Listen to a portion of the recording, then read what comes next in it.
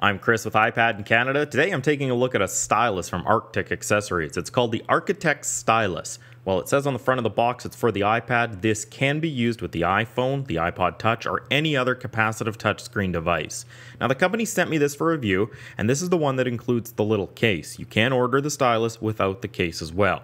Now the first thing I noticed when I got it out of the box was its design. It's made of anodized aluminum, so not only does it look really nice and professional, it feels really nice in your hand.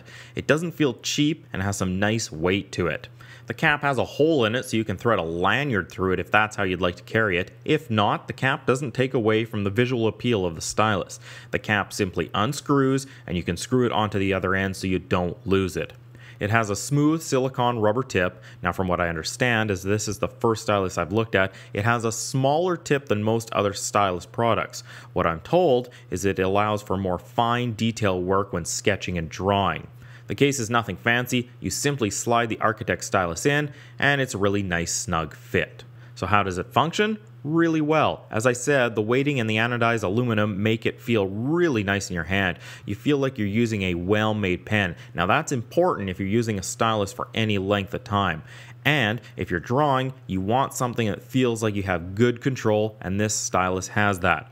For scrolling, opening apps, and functions you'd normally use your finger, it works well. At times I found I had to push on the screen a little harder than I would my finger. For gameplay, it worked just like using your finger. Again, at times I felt I was pushing down harder, but it wasn't as though I felt like I was going to break the screen or anything. It's just a little extra force. Of course, where this really shines and what you're most likely to use it for is drawing or even note-taking, and at this, I found it excelled. It is very accurate and slides very smoothly across the screen. I was surprised at how quickly I took to using it and how simple and at times more convenient it was to use. The one thing I will point out is if you're writing quickly or drawing quickly, you will notice a very slight lag. But I get this if I'm using my fingers as well. So this doesn't have anything to do with the stylus, but more to do with the apps I've tried it with and perhaps the iPad itself.